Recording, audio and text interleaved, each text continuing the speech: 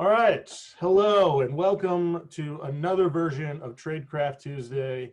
This is End of the World edition. So we're all looking a little crazy, right? Like I got crazy long hair. John has no hair. Kyle's at his house.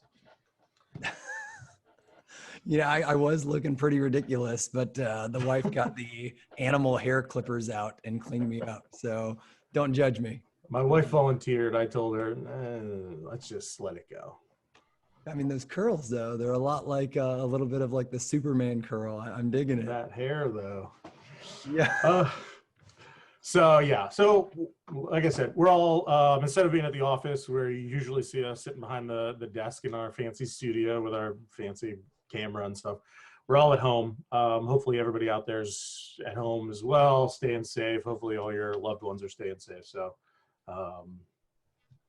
yeah, if you're new to Tradecraft Tuesday, we thank you for joining us, first of all. And this is a show that we do every month, second Tuesday, same time, 1 p.m. Eastern.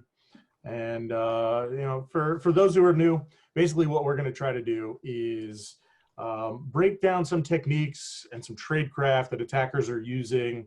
We want to try to drop some knowledge, let you know how these attackers operate so you can understand your risk and prepare yourself and really just learn something. So a lot of our listeners have given us feedback that they basically like put this on and all their employees come and they buy lunch for all the employees and everybody sits down and like learn some stuff. So that's really why we made it, is like, how do we share this knowledge? We got a lot of emails, a lot of questions early on that were like, hey, how does this work? Or do I need to be worried about that or whatever? And we started out just responding to them onesie twosie, but we realized we got a lot of the same questions over and over. So we figured if we did this, we could record it and we could share it with everybody at the same time. So with that said, Want to jump into some news this week? Who's kicking off the news? We've got a lot of cool stuff. Obviously, this week's episode is about defense evasion. And it seems like every week the news is about some sort of defense being evaded. So I don't think it's going to let down at all. Yeah. You wanna jump out? I saw you put this first one in here about the Shade ransomware. Yeah, so I can throw some shade. So for those of you that hadn't heard, and I'd mentioned it in a couple other forums here before, what was really interesting is the Shade ransomware actors who were known for like their phenomenal customer support. Right, it rivaled, I'd argue many MSPs at the level of support they provided. And one of the interesting things that came out, they said, you know what, we're sorry for what we're doing. What we've done is wrong. We want some forgiveness and let's dump out all of our private keys for all the ransomware that was out there. So the original GitHub that they reported it to has been taken down. However, thankfully, our good friend Google Cache still has a copy of it as a couple days ago, so it hasn't been refreshed to lose it. So anybody that's interested, I threw it there in chat. Wait, why did GitHub take down the repo with the keys? Some of the actual keys had copies of the decoders as well, and the decoders, they even mentioned in here like, including the source codes of the Trojan, right?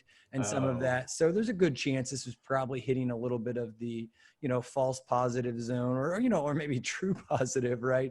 Yeah. Because it was shady indeed. But they went out there and noticed they called out a couple other, mirror services. So I checked earlier, and this Yandex Disk, which is a lot like Google Drive, that URL is still working. So for anybody who's interested in looking at that, obviously, if you were ever hit with shade or know somebody that threw shade at you in the malware, ransomware sense, not the smug look, this is obviously great news on that end. Better call Saul. That's a popular one.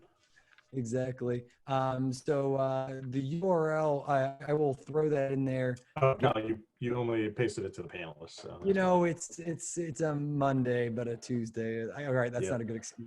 Right. So for those of you, maybe the biggest thing I'd like to reiterate is I can't tell you how often, in the last 5 years since ransomware is really, upticked, probably 2015, I'm aware of multiple hackers coming out and saying, hey, we apologize, whatever it was. Maybe the heat was on. They disclosed their keys. Gandgrab was probably most infamously, it was a joint effort between FBI, Europol, and Bitdefender. Somehow somebody either seized some servers or hacked something on the back end and got some private keys that they came out with their decryptors. And one of the ones that was probably most infamous was during like 2017, there was a couple of ransomware actors that were kind of at each other's throat. And the rumor was one of the rival ransomware gangs disclosed the private key to the other rival ransomware gang on the Bleeping Computer forum. So it's rumor, take it with a grain of salt. But the one thing I'll leave you with is any of these cases, like preserving those encrypted files could provide big returns, maybe not immediately. Obviously it's not you can't guarantee this is going to happen. Right. But it's worth preserving that, especially since storage is so cheap nowadays. Yeah. Yeah. It's happened a number of times where, a couple of months later, somebody will release a decryptor. And so, if you just blew away the files and restored everything, well, then that's not going to help you. But, if you have a hard drive where you put all the files, maybe you can get them back. No, it was cool for sure. Other news though this week. I mean, that wasn't the only one, right, Chris? There Nope. was. So I found this one here for something called the Anubis malware. Not something we see often because this is Android malware.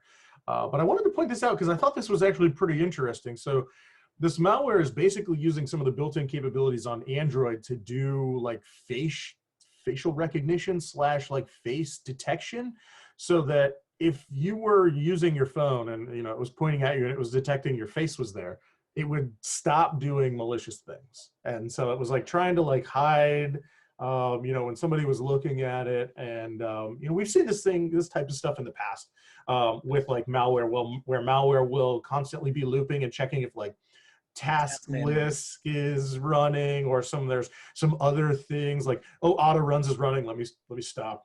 And so we've seen that before, but I thought this was interesting because, I keep seeing all these commercials for these Android phones touting like how I can see your face and do all this stuff. And malware authors were like, that's cool. We can use that. Yeah. The anti-evasion, right? This whole episode this week, right, is part 2 of our obfuscation and evasion. So, ironically, one of the crypto coin miners, this was a real thing, and you could tell your computer was running as a slug historically. And as soon as you open Task Manager, all of a sudden you'd get all your resources back. So some of the people on the forums were just like, don't worry, you can fix your computer's performance by leaving Task Manager open. Which yes, fixed. It's fixed. Yeah, so the secret is you just always look at your phone and they won't be able to steal your data. I think that's that's the takeaway from this. Yep. Don't get pwned. Yeah. And so the next one I put in here was about TrickBot. We've had a number of journalists reach out to us asking like, hey, I'm writing a story on something that's going on. Are you seeing malware authors and attackers using, using things and themes around COVID-19 or the economic relief and the stimulus payments and all that kind of stuff. So they're always looking for that. So I saw this one. And I thought this was interesting. It looks like TrickBot authors are trying to use like DocuSign type looking things to infect people. And unfortunately, it seems to be working. I can't even say I'm surprised at the end of the day, right? If your job is to get your payment processed, especially with that fiasco that was PPP in the US, it doesn't surprise me at all. Follow through. I mean, the reality is I'm willing to bet even our finance department, if they were expecting a DocuSign and it came on the right, software, DocuSign or Adobe Sign or whatever it was, it just seems realistic. Their job is to open that stuff. Once again, HR opening resumes, finance signing documents, or contract signing documents. That just seems legit. Yep. So, I mean, I think all of these were great examples, so, I think we've seen TrickBot continuing to modify their own TTPs, Emotet the same way. And that brings us to our second part of this defense evasion, right? So we are covering the MITRE attack, framework. Part of that MITRE attack framework is defense evasion just had so many different things to evade. Yeah.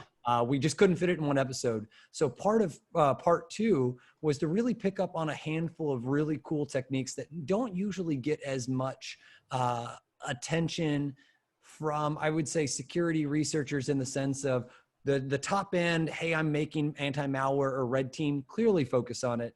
But some of the folks that I think about, your junior security experts or, junior security enthusiasts that are like, hey, I'm in IT, but I'm not necessarily keeping up with what's modern. And I think Chris, we had DLL hijacking that's going to come up today. We had Yep. all kinds of indirection with fileless malware, and then endless obfuscation. And I think our own history with that is we even sometimes find like people coming out of school with computer security or comp sci backgrounds sometimes aren't even prepared to handle some of this obfuscation. So that's part of the reason that we really wanted to hit on those three big topics. Did anybody want to take it away with some of the, maybe what search order is? I'll paste a URL into, the description here or the chat, and we'll start talking about why we would want to do search order hijacking. Sure. Sure. I've got some slides if we're going to throw it a little out of order because you've got the WLAN first. Yeah, go ahead, Johnny. Jump into Tradecraft if you want.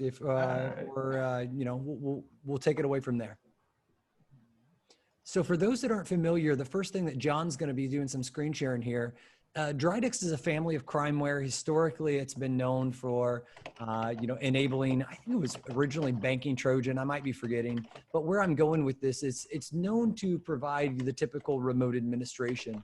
And what's interesting is sometimes when hackers ebb and flow, right? TrickBot or some of the other, shady actors more or less go on hiatus. Other malware follows, or fills the gap. And Tradecraft recently has been surging. So John, did you have some of the slides you wanted to share you want me to bring up? I'm bringing them up now, if this is working. So this is one that we run into on the frequent. And the premise before John gets into Tradecraft specifically is exe files or drivers, more or less are compiled software on your computer. In addition to that, DLLs are also compiled files on your computer. And if you're going to intro into DLL search order hijacking, I won't even do your thunder. Can you see my screen now? Yes. It's looking glorious. Okay. I can't tell what's going on. So we're talking about DLL search order hijacking.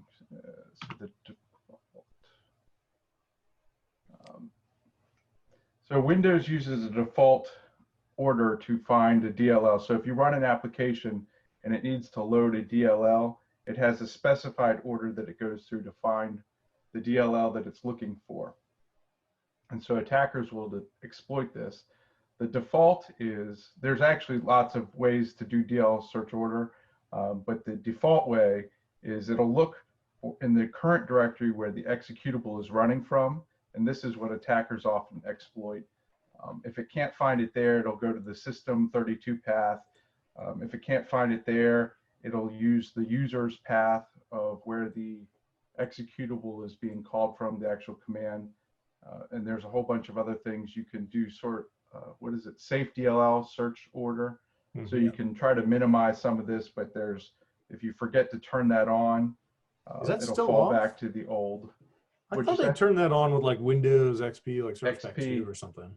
Yep, but I think we'll talk about it later, but I think there's one that it's not always enabled or it's sometimes bypassed, and so it'll fall out. For those that don't have the background, obviously we jumped straight into this, but exe files, imagine if you're a software developer and you want to provide reusable functionality. You would often create a library, and that's effectively what a DLL is. So if you think about these, legitimate programs or illegitimate programs might choose to load common functionality like unzipping a file. There's no reason for you to roll your own file. So what John was sharing is when a program goes to look for the DLL, the legitimate DLL, it'll follow a path. Anyways, John, pick it up with where Windows is going to look for these things and where you run into it. So yeah, for the common one Kyle talked about, we see all the time is Yandex malware. So here you go. Yandex will do things like this. Well, they'll take a legitimate Windows executable that's normally located in System32, for example, this system properties computer name executable, and they'll put it into a directory in the users folder in a subdirectory, and they'll also drop a malicious DLL in there. So when this system properties computer name is called, it will read the DLL from the Y3UH6 and invoke the malware. And here's several examples of Tradecraft that we've seen recently doing the same thing. It'll load all different executables. So John, just to double check, the hackers themselves, they aren't even carrying this like, you know, FVE notify.exe. That's something that's already in Windows, signed by Microsoft on the box, correct? Yep. They're taking the legitimate one, copying it to a new directory, and then placing the malicious DLL in that same directory. So when you invoke the legitimate executable, it will load the malicious DLL from that same folder. Gotcha. And obviously this is, at the end of the day, right, just trying to evade more and more of the behavior hooking. You know, DLLs or loading of DLLs has been looked at by antivirus companies for years. There's nothing special, right, about hooking DLLs, but I guess the biggest thing here is, you know, as antivirus has gotten better in saying, I need to profile what are legitimate applications and illegitimate applications, is the assumption, Johnny, that more or less by using these legitimate applications, they're evading or gaining some additional reputation by loading by a legitimate signed Microsoft application? Exactly. Okay, gotcha. So we've talked about some of that in the past, and obviously Tradecraft here is copying these. Do you then have a follow-up, John, of what Tradecraft actually loads? Is it just a .dll file, or is it a randomly named payload? What is it? So there are randomly named payloads. It's a DLL file that's specific to whatever DLL these applications are looking for, but it's actually malicious. And sometimes it's actually a shim, so it might load the malicious payload and then do something benign as well, just to kind of hide. Most of the time when we actually get a look into one of these directories, I should have grabbed a screenshot, you'll see a malicious DLL and then all sorts of other encoded payloads that'll get run. Yeah, so I mean, that's wild, right? And oftentimes, John, if I'm correct, they'll name their malicious DLL the same legitimate name of the DLL. Yeah, Right, so yes. I know we've seen Google Updater being used and abused. Did you have any more here in the slides? I didn't want to. Yep, actually I do. You mentioned Google Updater. So here's the one. This is a new core rat. This user data account APIs is actually the legitimate Google update.exe, and they'll place it into its own directory. And then Google update.exe is actually looking for this file goopdate.dll. Oops, it shouldn't be .dat. Gotcha. So real quick, John, so it sounds like from a high level, these attackers were like, look, I know that if I'm kicking off the legitimate Google Updater or legitimate whatever Chrome binary, your preventive software is going to take a look at it. It's going to say, okay, I'm doing this. However, I guess it's maybe missing some of the context of what's the directory it's supposed to be executing out of. This is the folder that all the 32-bit applications are stored within Windows, ironically named 64-bit. And if you really think like as human analysts, this clearly looks like garbage, right? Why would Adobe be calling some Google Updater software that's named user data account APIs? So that's pretty shady. And then was your comment, John, the legitimate Google Updater would then call this goopdate? The legitimate Google update calls goopdate.dll. The DAT shouldn't be there. That was a typo on my part. That's actually one of the payloads. So the goopdate.dll is the malicious DLL, and then it loads additional malware inside these DAT files that were also there. So it'll, once it's running, it will decode the payload and other things.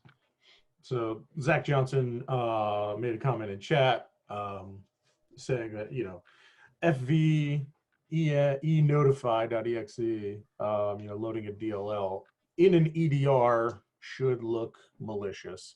And we've seen various degrees of this. Sometimes they will catch it, sometimes they won't. I mean, a lot of times it's really hard for them to catch it because they don't know what the real DLL should be or where it should be loaded from.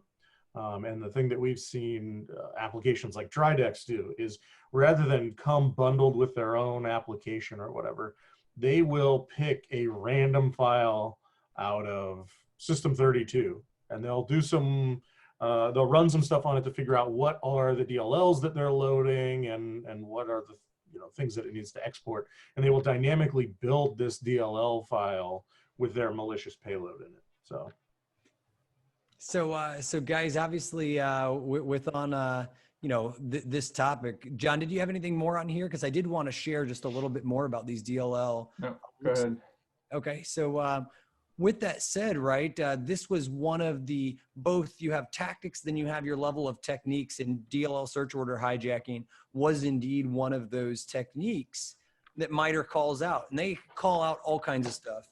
Windows systems use a common method to look for required DLLs to load into a program. Adversaries may take advantage of the Windows DLL search order to ambiguously load specific DLLs.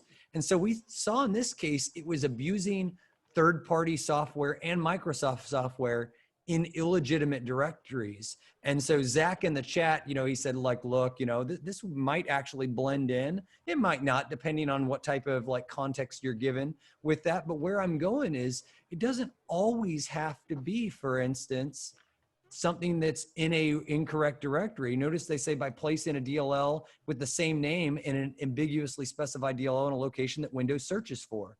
So what's really unique is sometimes there's all kinds of different ways to have search order and binaries. And one that I wanted to bring up is one that's fairly new publicly, and ironically just came to Twitter today in a more public means. But one of these researchers that in the month of April came out and said, look, I'm taking a look at trying to pwn Windows Server from 2008 to Server 2019, right? So, they're really trying to load a malicious payload that can be triggered by a normal user. And what's interesting in this security researcher, their whole goal, what they felt was the holy grail, was saying, look, I need to start with just trying to find something that's loaded in Windows by default. Remember all those examples that John highlighted. The attacker was taking the Dridex exe and putting it in a folder and then making some sort of other mechanism give it initial energy, like a scheduled task or a service.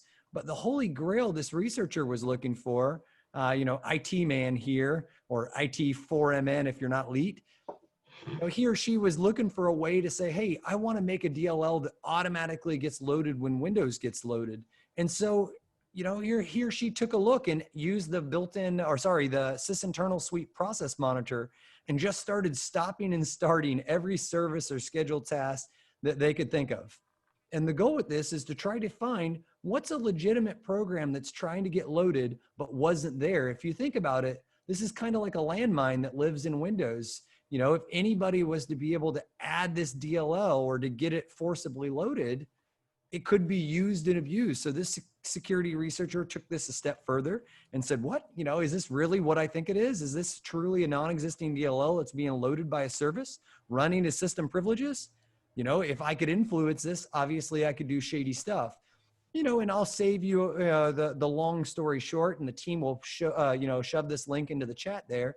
But the researcher was successful. And not only was the researcher successful, goes on to share, like at first it found all kinds of ways to get this loaded interactively, meaning they were having to like pop up a window or something that was going to get them noticed. And what was really interesting is after they did all this research to figure out how to trigger this DLL on demand, right? So whenever they wanted it, it could get loaded. They released the blog and followed up just a couple days later. Somebody on social media jumped in and said, hey, it was brought to my attention that it actually is possible to spawn this interactive process from a non-interactive one, meaning no pop-up was needed or nothing that was going to get them busted. So that's that same type of hijacking mentality here. But notice hackers took this to the next level. And the next level for them was, I'm not even going to create a new folder. I'm just, if I have the privileges, I'm going to plant this where it should be caught.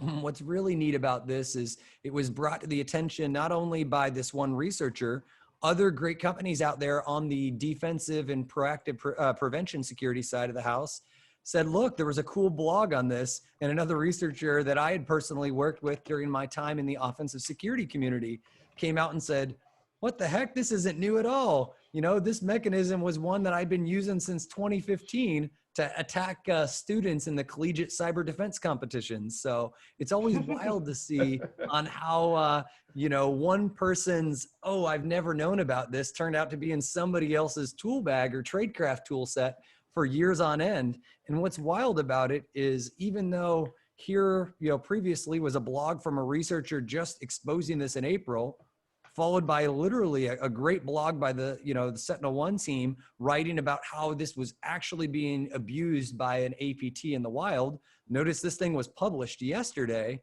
yet at the same time, you have other researchers that are like, oh man, I've known about this for years. So it's just wild. And that's kind of one man's trash is another man's treasure. There's just so much stuff in security, and there's so many things that like you can't know it all. You can't keep track of it all. And then this is really why it's hard to secure your networks. Is like, how do you keep up with all of that, And that's the hard part. And that's where you really need something else to be able to help you identify these things, close the holes, and monitor them to make sure they're still closed. Yeah. So, I mean, I even gave Chris Shields a call this morning and said, hey, are you aware that your Tradecraft is the cat's out of the bag? And obviously on his end, he's both excited because people can better defend about it and better, protect themselves. There's the link to the tweet there in the chat. But also he's like, oh crap, you're going to force me to, once again, the cat and mouse game. He's got to innovate with some of his Tradecraft. So, by the way, guys, I know we're just getting ready to end some of our DLL hijacking, which we've got some extra stuff and extra resources. But John Gibson chimed in and said, what antivirus or advanced endpoint protection software can find Dridex and new core rat infections? And I don't think it'd be fair to say like any of them can't find it. It just is really, really hard. Like if you saw the Sentinel-1 team, they were super proud of their brand new research. But to other people, like this is just old hat. It's 5 years old. So it's just hard to be perfect. John or, Chris, do you guys have any, ones better than the other? No. I don't know of any that's ones that's better than the other. I have seen cases where we have seen one of the new core rats and the DLL, that the known malicious DLL was just not present. So more than likely whatever AV was running on that box grabbed it. Possibly because of heuristics like doing a full file system scan and caught it. It's really hard to say. And it's on the daily. Like I know some folks tend to, chime in of, what is it? Is it next gen AV? Is it traditional AV? Is it whatever the marketing says? Mm-hmm. I mean, to be honest, it's just about doing the proactive research.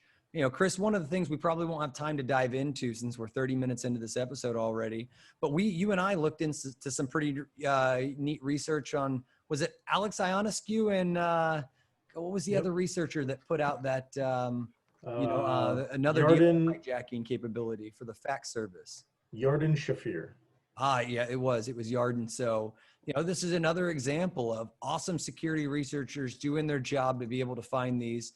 I'll paste the link for those that are looking. Ironically, I mean, this is something that not only does it come with a detailed blog on how to do this DLL search order hijacking, oftentimes when you hijack a DLL, you break functionality.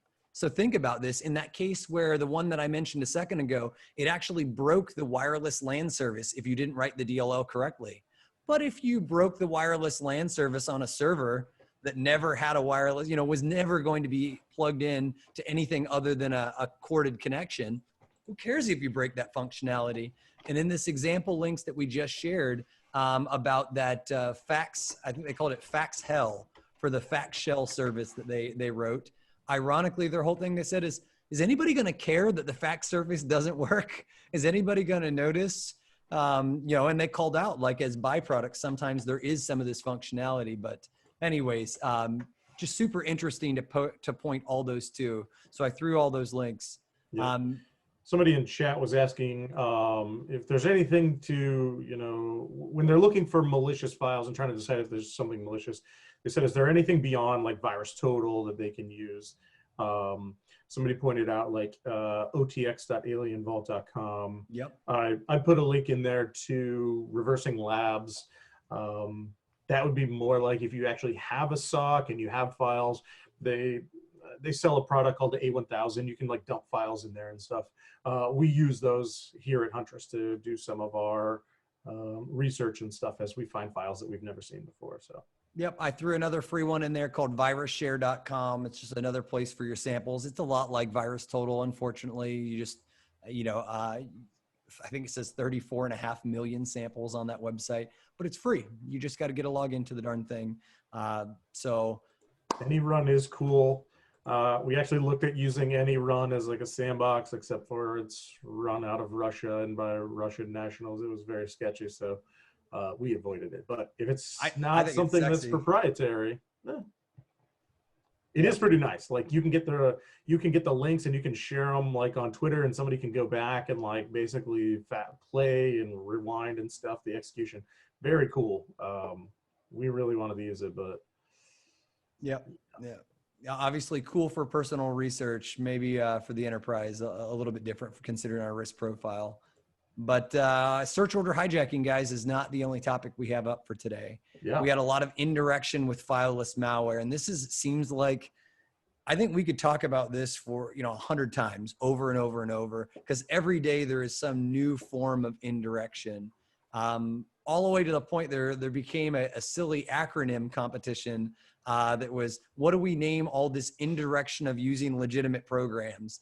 And it ended up being called a LOLBINs, or living off the land binaries. And then it became LOLBAZ, right? Which was living off the land binaries and scripts. yep. So the concept, once again, when you're living off the land, right? You're planting your own tomatoes, just like Chris. He won't go to the supermarket because he's gone completely tinfoil. He's now growing all his own fruits and vegetables using his, I don't know, excess amounts of hair for extra. I accidentally got the fertilizer on my head. That's what happened. +2 and farmer capabilities here. Achievement unlocked. But where we're going with this is there's always a way to use and abuse legitimate programs. And John, I saw you had some slides. So Yeah, I've got a bunch of slides. yeah, bring some examples up so we could start It's always introducing and go from maybe crawling, walking, running about this indirection. tricky. So here's one. We've talked to, can you see my screen now?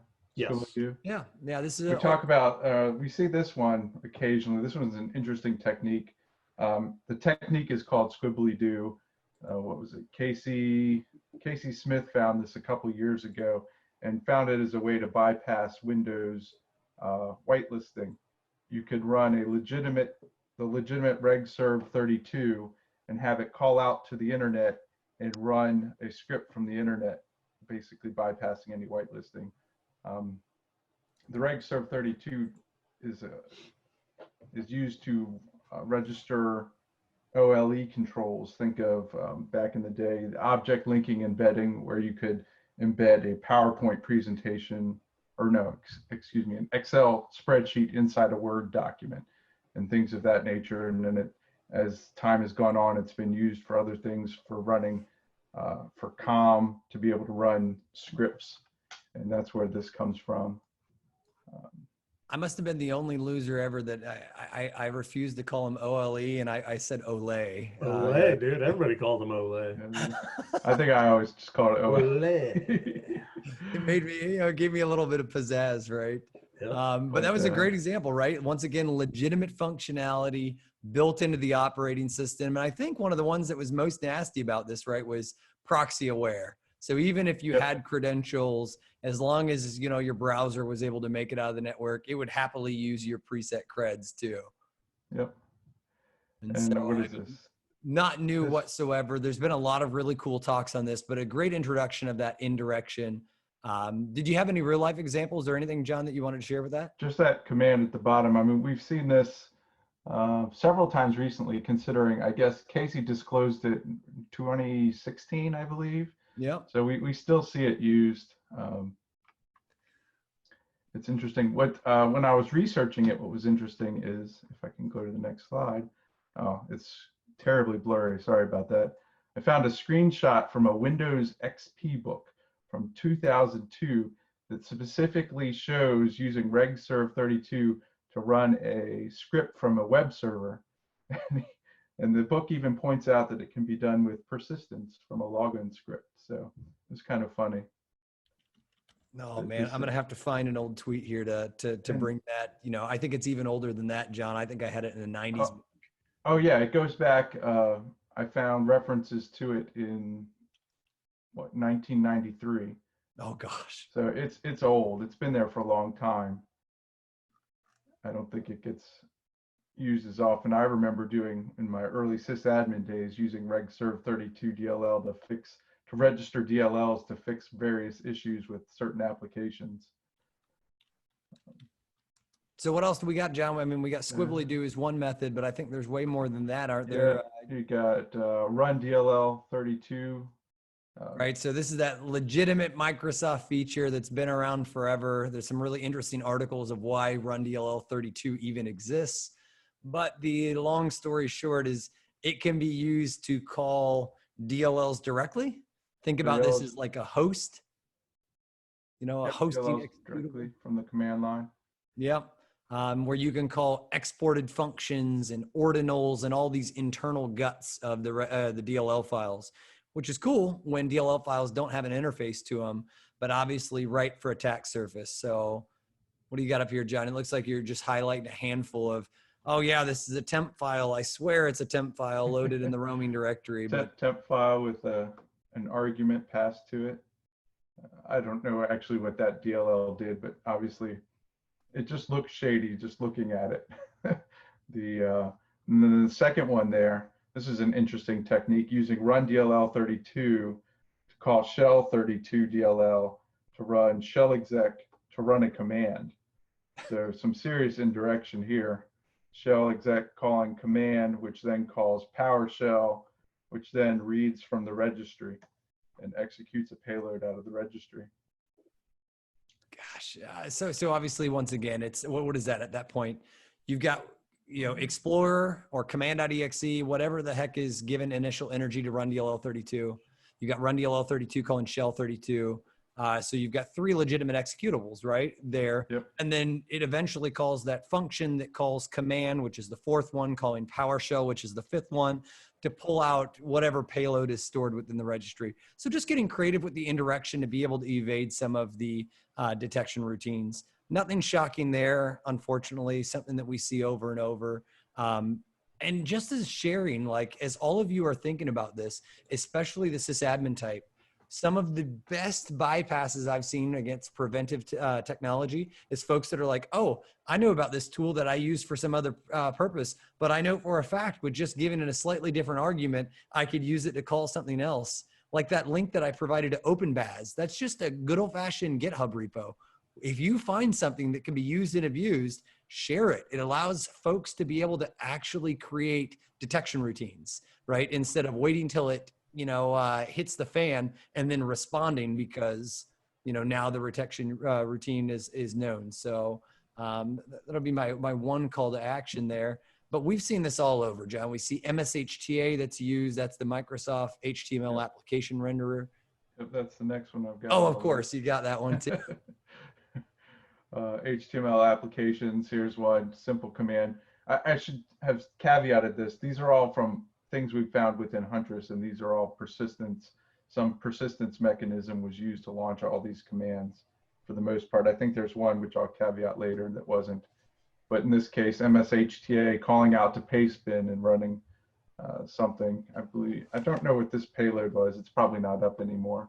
So John, Sir Lime Salat of Sublimia is asking the question of like, look, you mentioned a handful of these. Run DLL32 specifically was in the question, but even MSHTA. Is there any way to just like good old fashioned like block this stuff? Like, you know, so you can't do indirection or only allow it to call some of the good stuff. Like, you know, it's fun to talk about the Tradecraft, but what can people do to defend? We were talking about that earlier, even before, so he brings up a good point. Like, how do you block this stuff?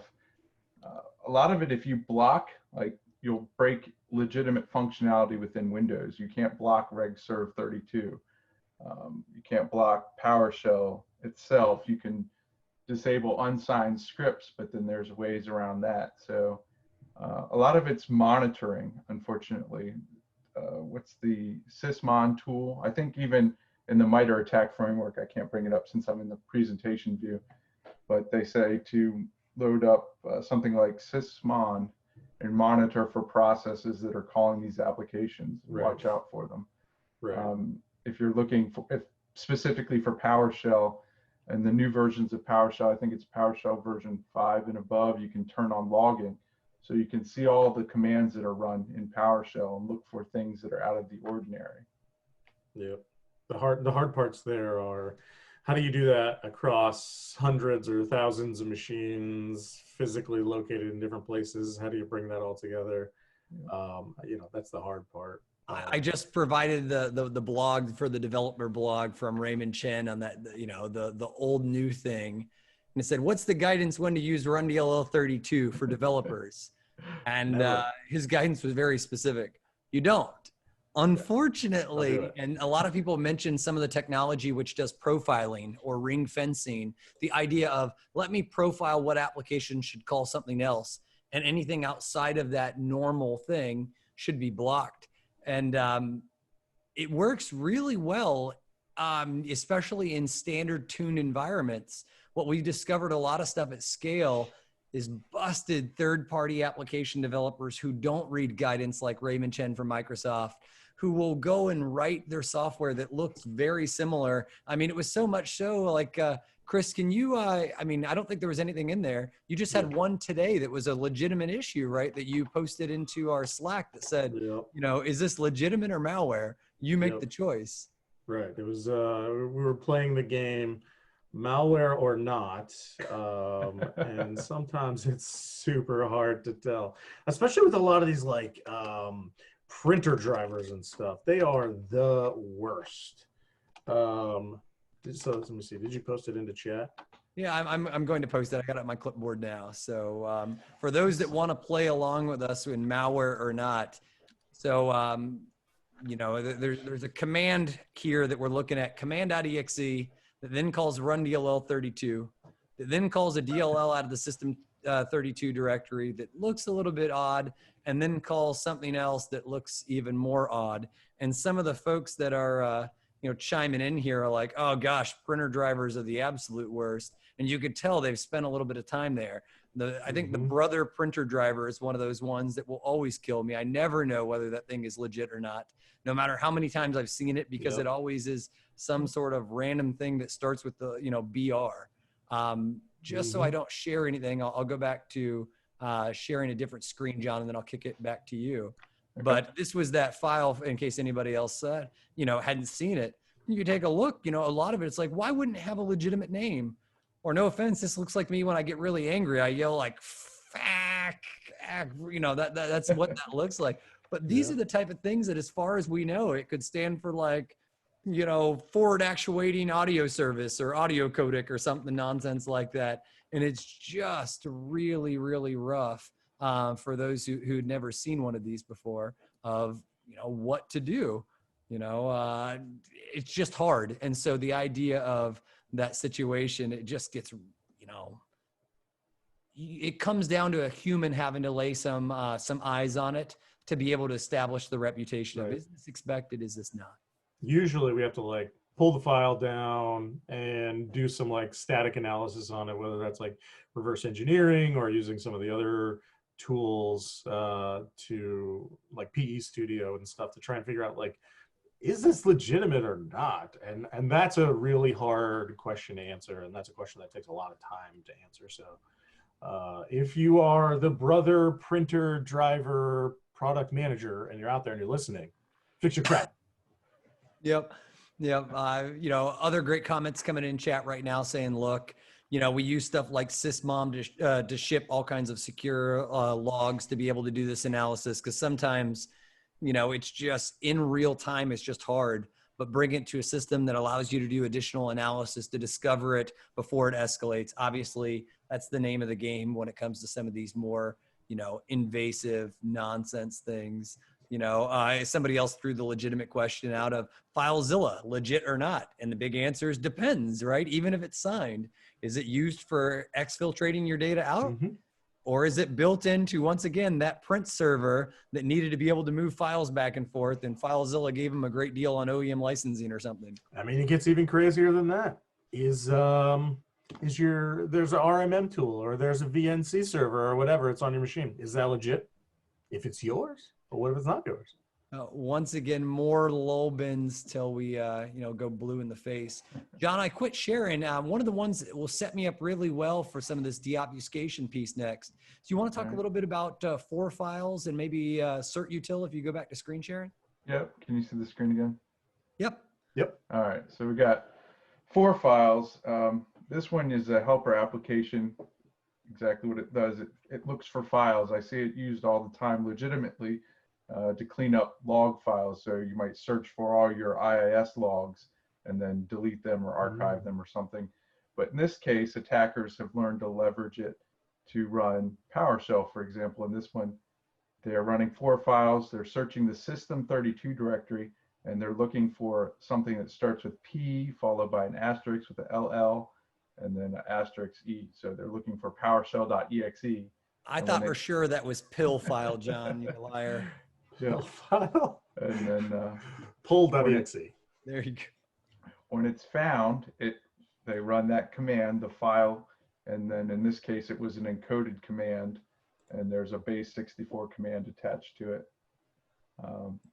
which actually decodes to this where it was reading from the registry, get property from this registry value and executing that. So there was a command payload inside the registry that was invoked by running 4 files calling PowerShell. Yeah, one of the chat comments actually called out IEX, since this is another one of those using a built-in PowerShell and using invoke execution.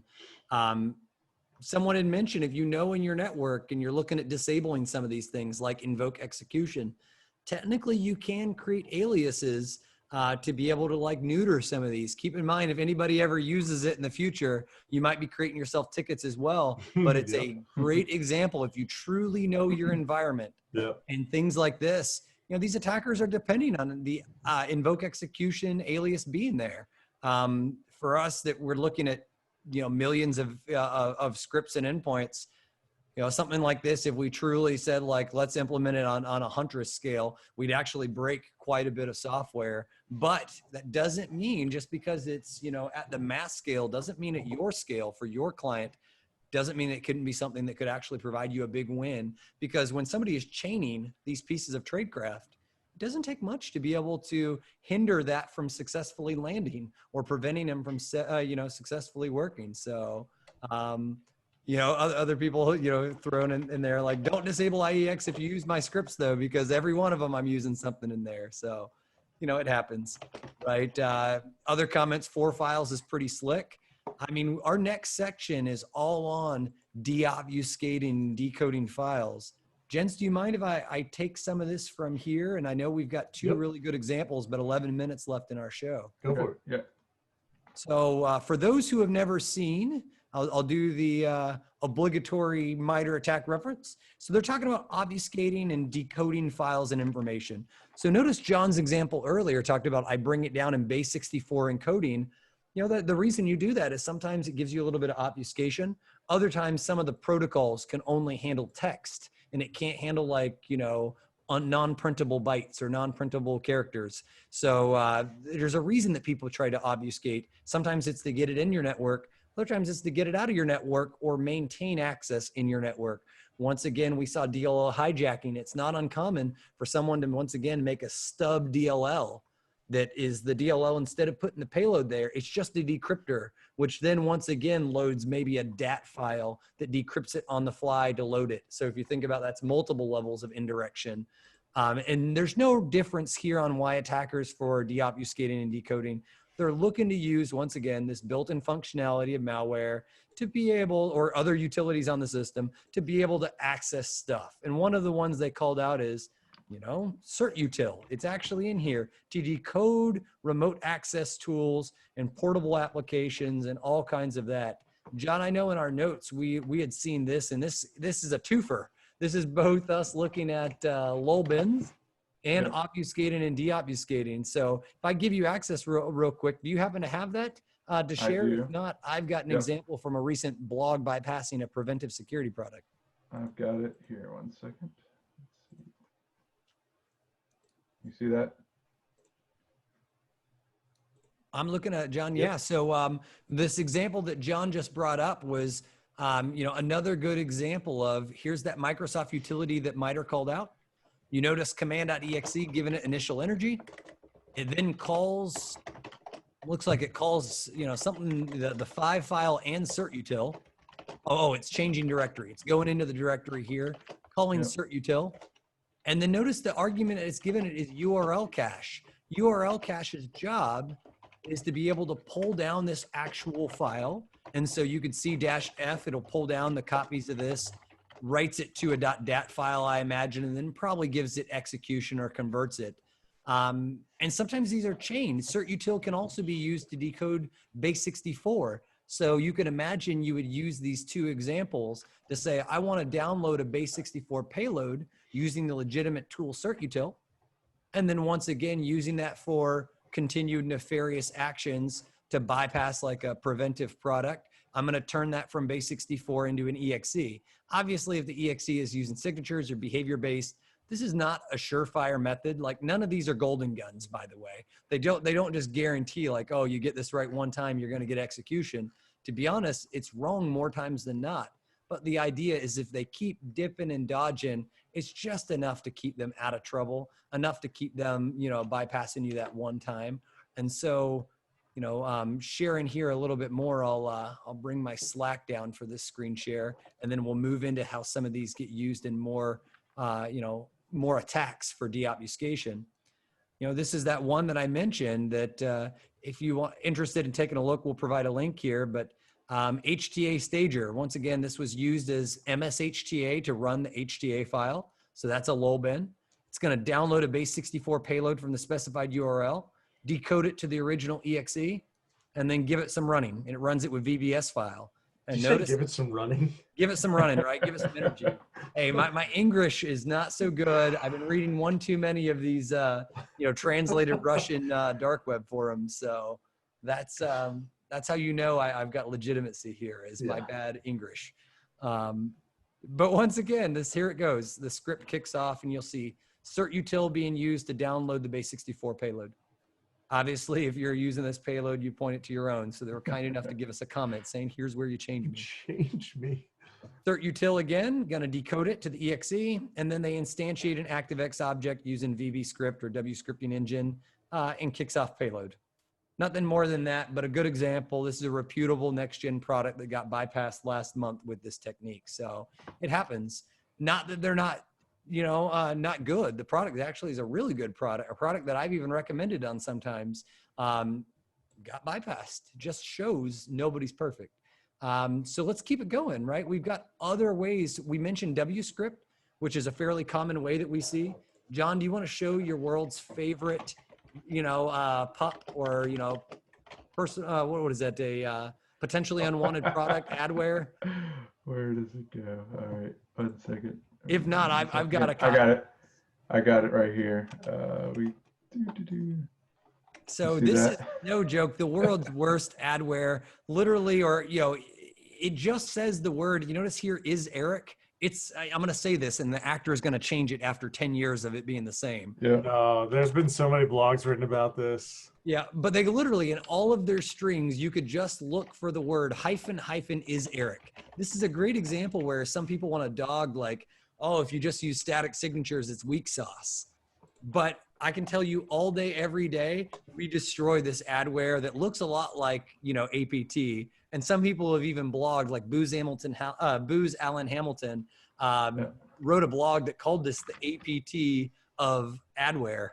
But once again, even though they're using WScript and all this indirection, and we find this every stinking day, if you just look for this constant string is Eric instead of all that fancy behavior based, sometimes you get lucky when hackers are just really lame. So once again, it uses the legitimate WScript.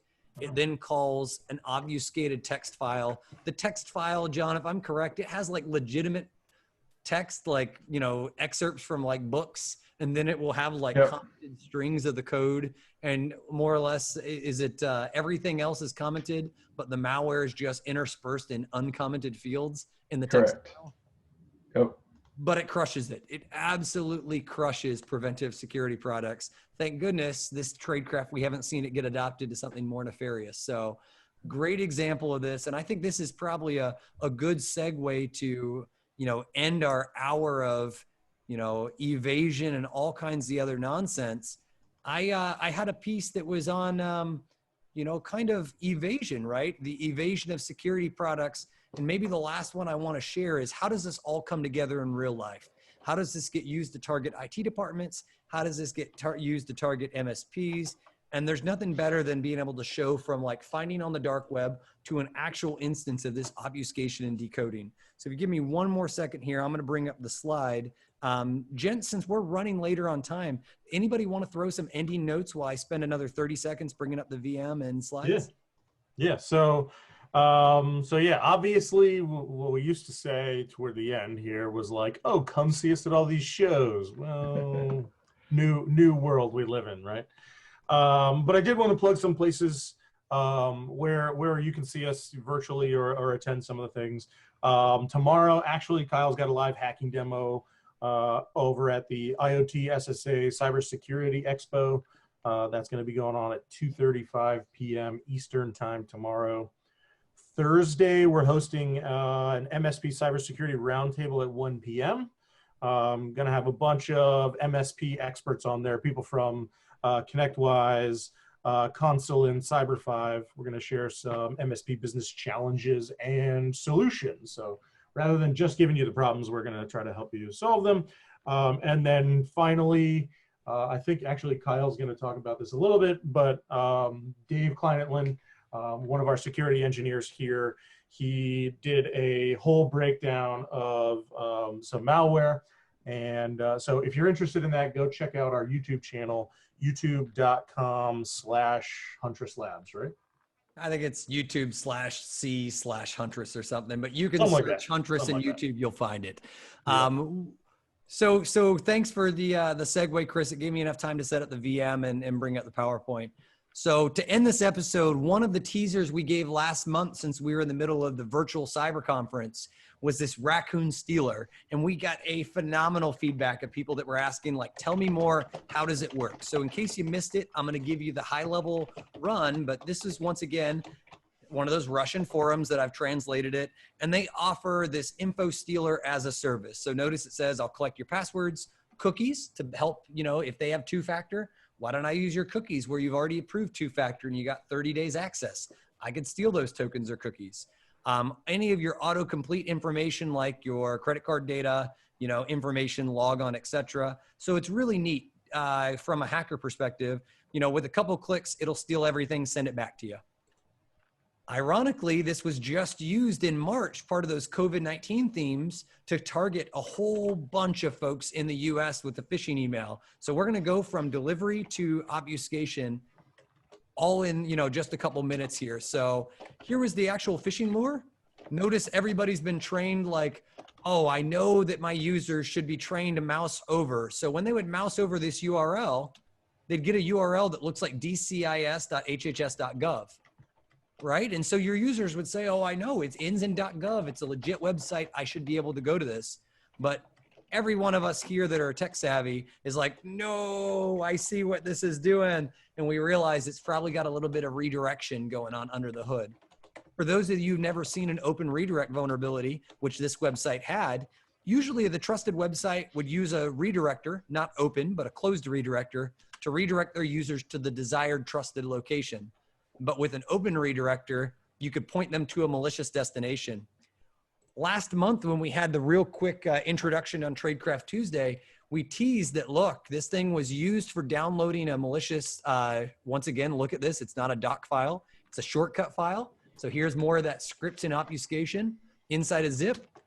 It unpacks a VBS file that has all kinds of other shenanigans, more downloading of a payload that is, once again, raccoon stealer. And then it gives a fake error message at the very end. But one thing we didn't get to do was dive into how this actually works. You know, we covered the highlights, which was when you download this sucker off hhs.gov, it would just show up as document.zip. You take a look at document.zip, and even though your file extensions were enabled, you would only see coronavirus.doc, even though it's a shortcut. And the reason for this is the shortcut files don't show .lnk within Windows by default, right? So you'd look and your document would look a whole lot like this. Diving in, you'd right click on this sucker and you'd see all kinds of its functionality here, comspec, etc., you name it. And we know for a fact this is doing some shenanigans, right? We even see you know, oh, there's some obfuscation. Let's dig into this. And when we deobfuscate this, similar to John mentioned earlier, 4 files being abused, Notice here that they were using comspec as an environment variable for command.exe. Also doing some delayed file or delayed expansion here for DJ, OLJ. That's the letter N. So this is actually the word find. And then using the word, the letter S here turns into findStir or findstring. Let's go into a live analysis example here where I've gone ahead and already got our coronavirus.doc. We look at this sucker, we know firsthand that it's doing some shenanigans. I told you that it's going to write some malicious code and kick off a VBS script. But let's take a look at how this is using. And what you notice here that it's going to write into the temp directory this VBS script file. So if I go ahead and do this within this tainted environment, notice how it echoes all the contents here. We're going to get a VBS file, but some of the questions should be, where the heck is it getting those contents, right? We notice it's doing findStir and then writing a VBS file. Well, it turns out if we look at this VBS file, and I'll open this in Notepad just so we could see this in the world's best text editor. I'm sure this is what everybody wanted to see. Notice that we have all the binary data for a shortcut file or an LNK file. But we've also got this second line that wraps over and over and over, which is all kinds of obfuscation. And this is obfuscated VBS here. If we scroll far enough to the right in this long wrap file, you'll notice it starts doing, once again, a for loop to do some iteration where it's taking the lower bound, the upper bound. I think, John, you mentioned it's doing some square root magic too. Yeah, I think there was a SQR. Yep, minus yeah. Taking the square root of this value minus the square root of this value to eventually deobfuscate it. And you could spend it all day trying to troubleshoot these things. So what I'm going to do real quick is I'm going to run it. And I'll show you how we do some of this in case you ever want to do similar to this analysis in your own trusted VM environment, not in your real network, please. So notice real quick, I'm going to run the LNK file and I have the temp folder open. We're going to see real quick, there's my VBS file. So I'm going to make a copy of it just in case it self-deletes. And this is that VBS file that we were looking at earlier, which is all that information at the end of the LNK file. So it carved it out, but we have it all the way over here at the end, all the garbage, square roots, etc. And when it finally figures out what it's going to do, it's going to evaluate.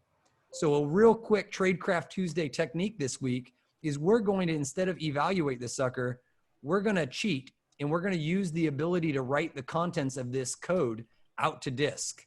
So what I've already prepared for us is using nothing more than a real simple, command here that's going to say, give me an ActiveX object for reading the file system, create me a file called deobfuscate, write the contents of whatever nastiness is in this VBS script. Because no offense, ain't nobody got time for that.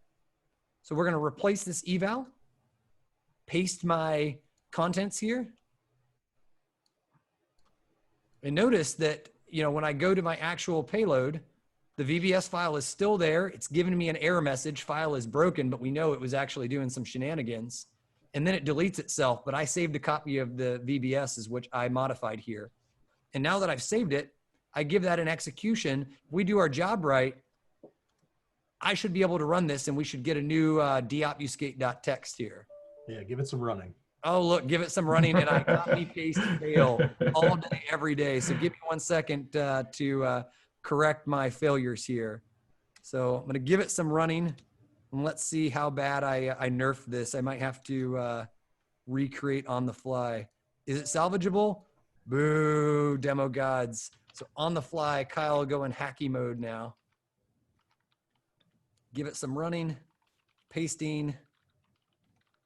And the whole goal of this is so you could see what type of shenanigans this hacker was doing at the very end. So once again, I'm going to take my pre-set up commands for creating this object.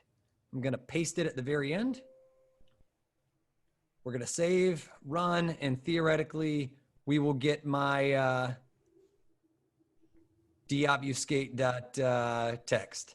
And now, voila, we have something we could read. So once again, we see this thing, it's reaching out to Facebook, a URL, and probably making sure that, whether it's running or not, or has internet access, downloads coronavirus.exe, set some user agent headers, which clearly looks like garbage for any of you that are looking at NetFlow. This should have stood out like a sore thumb.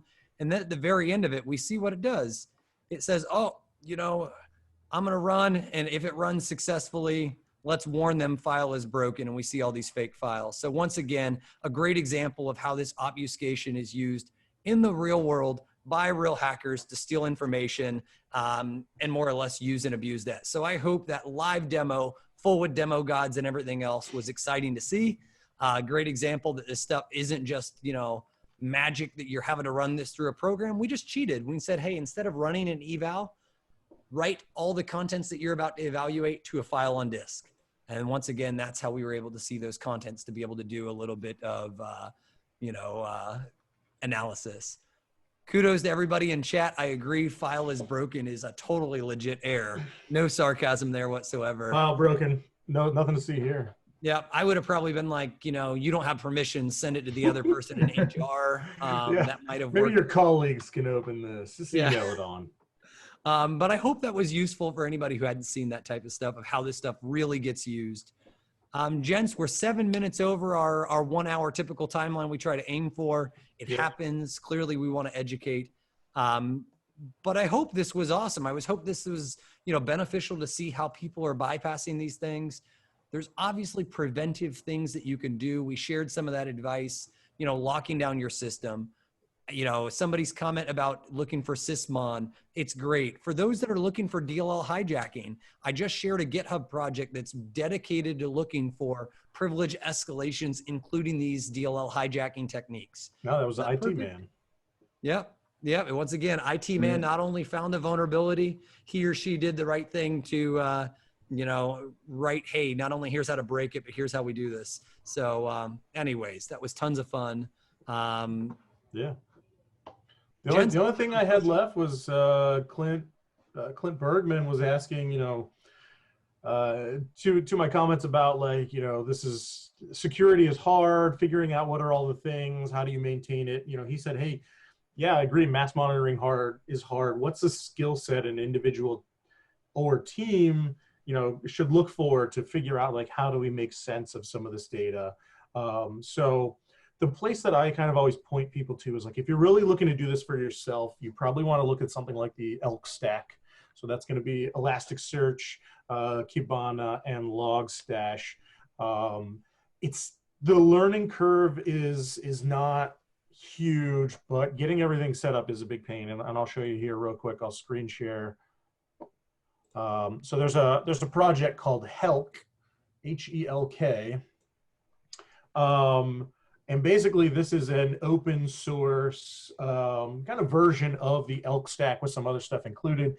But you can see right from the start, look at all of the things that are required to kind of run. So over here on the left, we've got the beats. That's the file beats from Elasticsearch. Those do log collection and all that kind of stuff. They're pumping that into Kibana or Kafka, which then is going to Logstash, into Elasticsearch. They have Kibana here so that you can search it. They have ES, Hadoop, so that you can do a bunch of other stuff on here. You got to alert yourself somehow. So if you're interested in kind of like leveling yourself up and trying to figure out how would you take some of these things that we were talking about, log outputs, John talked about sysmon outputs and all that kind of stuff. How would you take those from a bunch of machines and do something with it? This is probably where you'd want to start. But just know that to go from, like, something you play around with to something that, like, you could use on thousands of machines, the learning curve gets super steep real quick. So that's why, like, a lot of stuff is built around, like Huntress, like Perch. Basically, we've realized that this kind of stuff and aggregating data and searching across it, you know, is really hard. So how can we set up a service that basically does that and really well? Yeah, some of the comments, HELK looks like sysadmin hell. Yeah, there's a lot to manage in there. I noticed that, was that elk dressed as Robin Hood? Or what was that? Yeah. I don't know. But I believe that thing was created as part of, like, some of the Spectre Ops classes and stuff like that.